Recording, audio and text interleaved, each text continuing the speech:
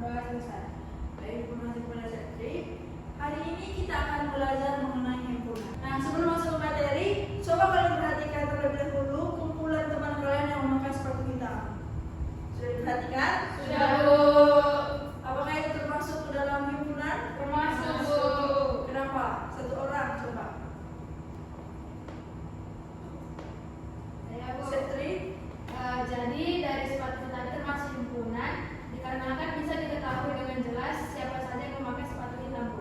Bagus, betul sekali Setri.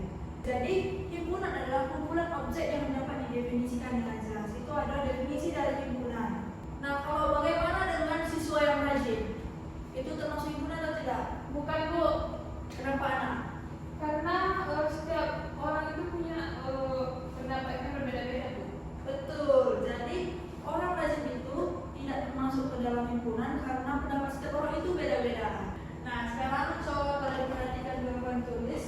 Kalau contoh seperti ini.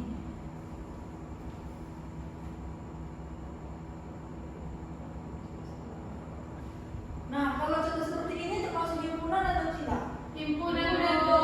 Kenapa? Setri.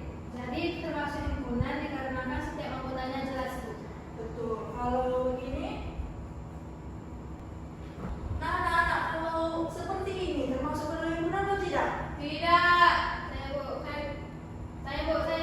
Setri. Menurut saya himpunan B itu adalah himpunan karena itu terdiri dari buah-buahan, Bu. Ada yang lain? Saya tidak, Bu.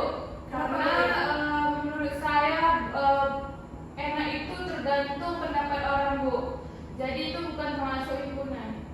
Betul sekali. Jadi ini bukan termasuk dalam himpunan karena rasa enak itu tergantung beda-beda orang lain. Jadi ini bukan termasuk himpunan. Begitu ya, Setri? Baik, Bu.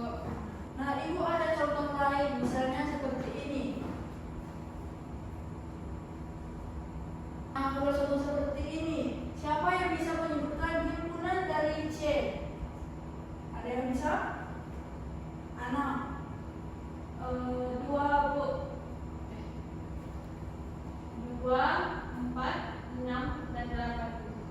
Betul sekali, Ana. Jadi nilai dari himpunan dari C adalah ada 2, 4, 6, 8. Kalau 5 itu termasuk dalam himpunan C atau tidak? Tidak. Kalau karena 5 adalah Bilangan ganjil. betul sekali, anak-anak. Jadi anak-anak, siapa yang bisa? Anak. Bagus. Jadi di sini siapa yang bisa menuliskan bilangan ganjil yang kurang dari 10? Setri.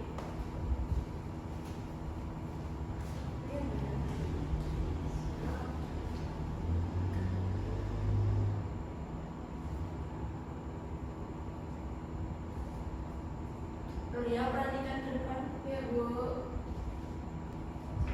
Senang, Bu. Baik, terima kasih Setri. Beri aplaus untuk Setri.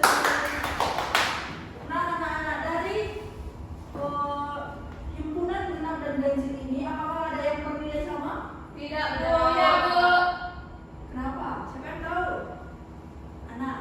Karena bilangan ganjil dan bilangan genap itu berbeda, Bu. Betul sekali. Beri aplaus untuk anak. Betul sekali. Jadi himpunan C dan D itu tidak ada bilangan yang sama karena C dan D itu saling lepas. Nah, kalau seperti ini buat contoh.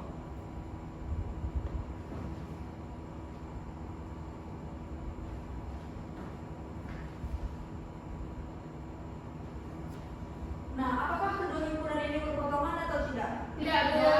Kenapa, L'Oreal? Karena anggota C dan D tidak ada yang sama, Bu. Betul sekali. Jadi C dan D itu tidak berpotongan karena ada anggota bilangan yang sama. Disebut saling lepas, begitu. Sudah mengerti semuanya? Sudah, Bu. Nah, kalau begini,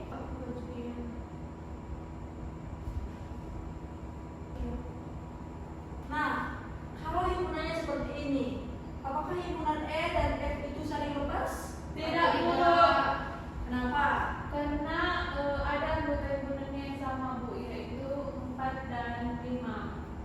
Betul. Jadi E dan F itu tidak saling lepas karena memiliki anggota yang Sama.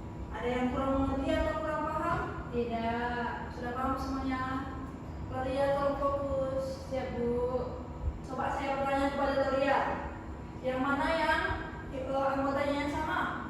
5 Bu. Ada lagi, coba cari lagi. 4 Bu. 4 dan 5 Bu. Betul. Jadi kalau himpunan E dan F ini memiliki anggota yang sama itu disebut Beririsan Bu. betul sekali Loria. Jadi fokus ya. Ya Bu.